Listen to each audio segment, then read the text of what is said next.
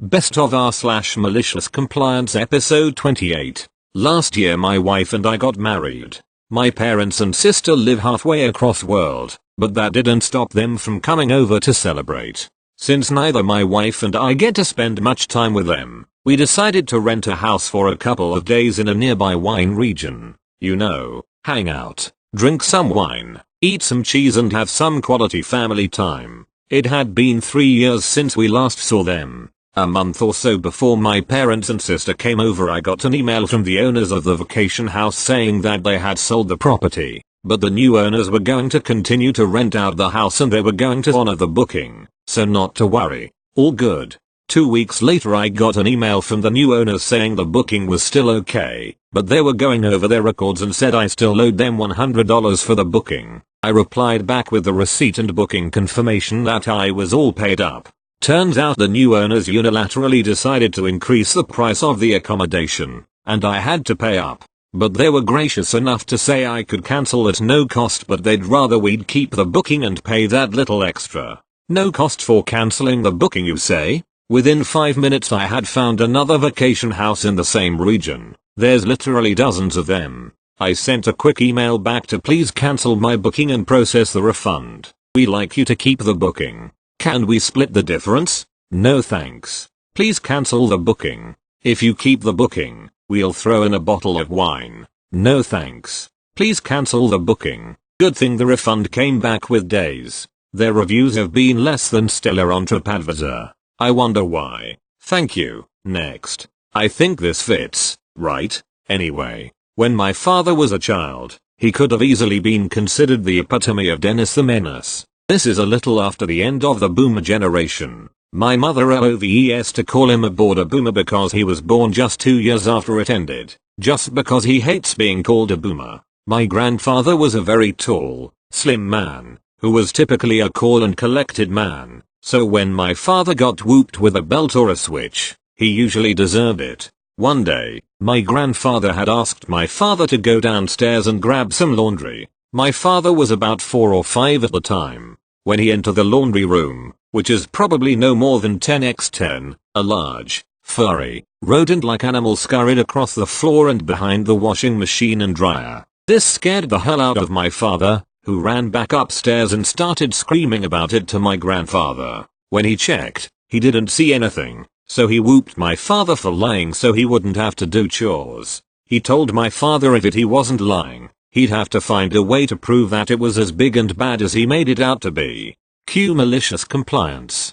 My father didn't see it for a while, and began going back into the laundry room when he felt safe. He had gone back in there to grab something, when he saw the big thing sprawled out in the corner, dead. It hadn't been too long since it died, given that it was still stiffening. He says that looking back on it now, it was probably a very big possum, which is common especially in our area. My father picked up the dead beast, carried it upstairs and into my grandparents' room, where my grandfather was sound asleep. He laid it next to his head and waited in the living room. When he heard my grandfather screaming, he sat up and waited for him. My grandfather comes storming in, clearly angry and red in the face. My father's only response was, "You told me to prove it." So I did. He still got whooped. Thank you. Next. This is a short one. Told by my mother. My mother likes to MC, just for the humor of it. Back early 90s, my mother was working in electronics, assembling SMD components. One of her co-workers dropped in a conversation that he really likes Magnum ice cream. He literally said, "You can wake me up in the night for a Magnum." So she did. She went at his door at 2:30 in the night, offering him a Magnum. He could laugh about it, just not at the time. Never says such things to my mother. You're going to regret it. For the Dutch readers, which I am too, this was years before the BNN show Waar gaan ik J's nachts voor wakker maken, 1998. For what can I wake you up in the middle of the night? Thank you. Next. Background. I work nights at a small chain grocery store near me. I have a full-time job during the day and head over to this retail job at night and work 6:10 p.m. as a cashier. Most weeknights it's extremely slow. I'm talking maybe 2-3 customers per hour after 8 p.m. And we were told that as long as there is no customers around or waiting to be cashed out, you can be on your phone. We always stay close to monitor our lanes and usually will notice anyone walking down and immediately assist them, regardless. All of the names in this have been changed. So, a typical Wednesday night. It's about 8:45 p.m. and there is only a few customers walking around the store. We have 3 cashiers, 2 female, 1 male, me included, a senior cashier, female, and a customer service manager, also female, on the front, and the stocking staff, who are mostly male, throughout the store restocking the shelves. Most of the time we don't stand behind our registers waiting for people to walk up. We kind of group up together and chat or lean up against one of the racks and do stuff on our phones. In this particular scenario, the only male front-end employee was on self-check and was meticulously using scissors to trim the edges of ripped-out coupons. The dude's got odd hobbies. I don't judge, while the remaining staff, all female, were either chatting or on their phones. I was reading a book on my phone. All of a sudden, one of the store managers, Ted, walks over to where most of us are congregated and asks us to come near him. That conversation goes like this. Ted, hey guys, we just got a complaint. A customer said that she is tired of coming in here at night and seeing all the women on their phones and screwing around while all the men do the work. She said that all the female employees ignored her when she had a question and that they should be put to work while the men get to take a break. I explained the store policy about downtime, but she apparently has only seen the female employees on their phones and claimed it's not a fair policy and should be changed to include all male employees. Me, flabbergasted, what the hell is she talking about? We were told that we're allowed to have our phones out if there's no people, and nobody's come up and asked us anything. Most of the store staff aside from the front end is male, so. Ted, I know, but can you kind of be discreet? I begin to ask who she is, but he cuts me off. I'm not telling you who she is. She wanted to remain anonymous. Most of us roll our eyes but not at him. You could tell he didn't give a rat's patootie about what she had to say. Now, while Ted didn't tell us who this complaining customer was, there was only 2 people in the store at this time, and one was a guy. So process of elimination. Sure enough, 15 minutes later, Karen struts her way down my lane with her nose in the air and a satisfied smirk on her lips, dropping all her groceries on the belt. I give her the customer service voice and fake smile, but I keep seeing her side-eye my phone where it's sitting on the counter to my right, where the receipt printer sits. I cash her out, she snatches the receipt, and stomps out, not saying a word but making sure to shoot my other female co-workers dirty looks as she leaves. She's a repeat customer. I've seen her in there quite a few times during my shifts at night, and I recognize her as the same woman who consistently complains about only female staff, which was confirmed by every female worker I asked after this happened. Almost every woman that works on the store floor, me included, has had at least one nasty run-in with her, so I turn to my fellow employees and a grin spreads on my face. It's on. Fast forward, about a week later, Monday night. I'm working my normal 6:10 shift, but this time it's me, 2 male cashiers, a female senior cashier, and a male front-end manager. All of the stokers are male that night and are in on what I've been planning and waiting to execute. I look up at around 9 p.m. and I see none other than Karen strutting into the front of the store. It's go time. The front-end manager hops on the walkie-talkie to all the stocking crew, telling them that Special K is in the store. Immediately, all of the stokers drop whatever they're doing and pull out their phones, leaning against the shelves while they play around. Even the one male employee at the deli got his phone out while his female co-worker was the only one helping customers. It takes her a good 20 minutes to make her way through the store. Later I find out that she walked through almost every aisle and saw 6 out of 7 stock guys on their phones, including the deli, who all ignored her. The second she rounds the corner to come up to the front with her purchases, me and the senior female cashier both get to work, heads down and cleaning registers neighboring ones that are open, and trying not to laugh, while the 3 male employees stand in a circle on their phones. Karen walks down one of the lanes and drops her stuff, but none of my male associates pay her any attention. She clears her throat and turns to Savannah, my co-worker, who is cleaning the lane next to the one she's standing at, and I can hear her clear as day. Karen, excuse me.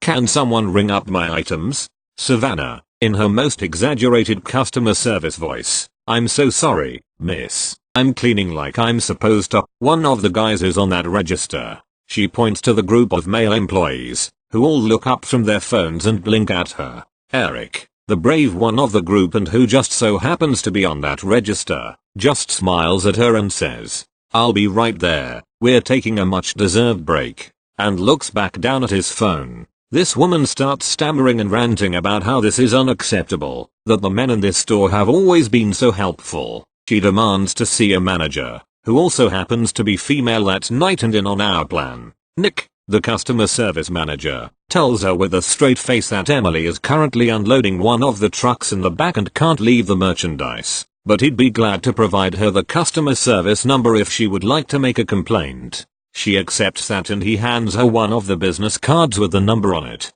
I give them a cut-off signal and the charade ends, and Eric walks over and begins cashing her out, the same bright smile on his face. Karen is grumbling under her breath about how abnormally rude the employees have been. When Eric hands her the receipt, he looks her dead in the eyes and goes for the kill shot. "Well, Mom, we're just making sure that all of the men get their deserved breaks while the ladies do the work." Her face turns red and her expression drops as she quickly grabs her bags and rushes out of the store. I haven't seen her since and she never called the customer service number to complain. Thank you. Next. For a big bit of backstory, my family is a bit of a special case. My younger brother, henceforth called Ginger, was diagnosed with autoimmune diabetes, type 1, at the age of 4. This was just over a decade ago. When my father was trained to manage his diabetes, he let his ego get the better of him and denied my mother and myself access to the free training the endocrine team were offering to the family to keep my brother alive.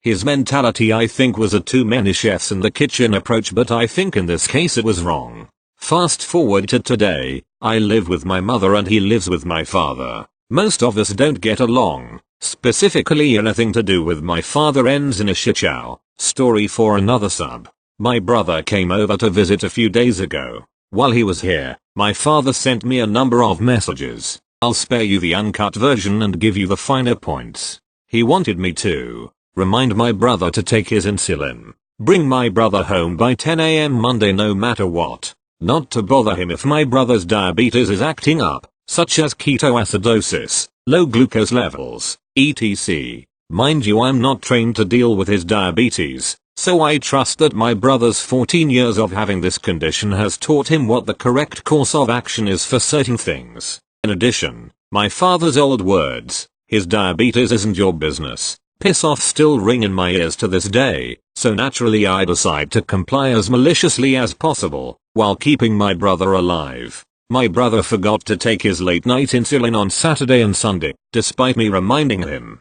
From what I understand, this causes him to have insanely high glucose readings during the night and into the early morning, which in turn causes ketoacidosis. The insulin he is supposed to take is slow acting and ketos out after about 8 hours, designed to get him through the night. Naturally he wakes up at 9 AM vomiting.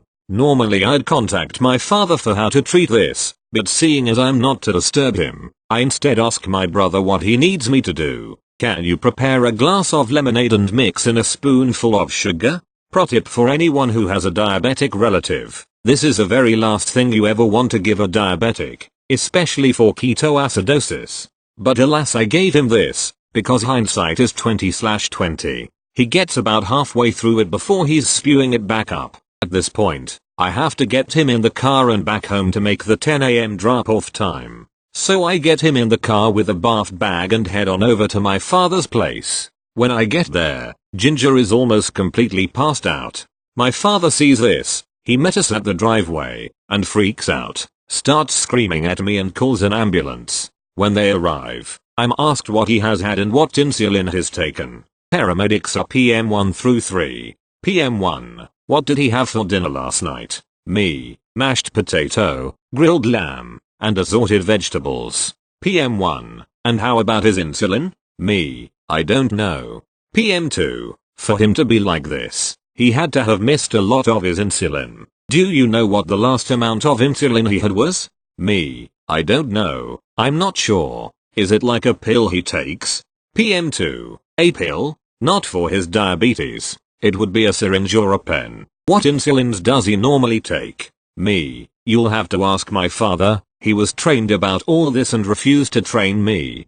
PM3. Really? Do you mind if we have a word with your father in private? Me. Sure, go ahead. I went and checked on Ginger while they spoke to my father in the house. My brother was given morphine for the stomach pains he was dealing with and some fast-acting insulin to try and combat the effects of the ketoacidosis, but was in the ambulance ready to be taken away. When the paramedics came back, my father looked more defeated than ever. Apparently he'd been lectured hard and there over not training me or my mother, because the paramedics gave me a card with a number to call and basically ordered me to organize diabetes training ASAP. The ambulance bill was put in my father's name. That cost him a few $100s. For anyone concerned, my brother is still in hospital and they have him on a saline/insulin IV. He will be fine. He can't get any worse under the hospital's care. And I'm getting the training done early in the new year. Thank you. Next. My bill is basically a Scrooge at Christmas time, and he got all pissed off when his daughter, my niece, wanted to decorate the house for Christmas,